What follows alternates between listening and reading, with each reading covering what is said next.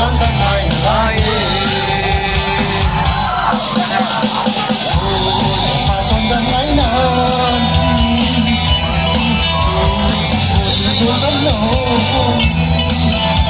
các cô đã có lúc tôi lên ta một nắng mê hoài một con nồng gì và giờ nó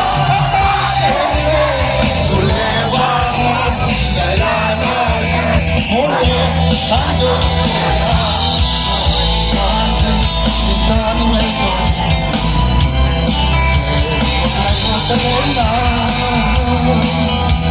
cho kênh Ghiền Mì Gõ để không bỏ lỡ những video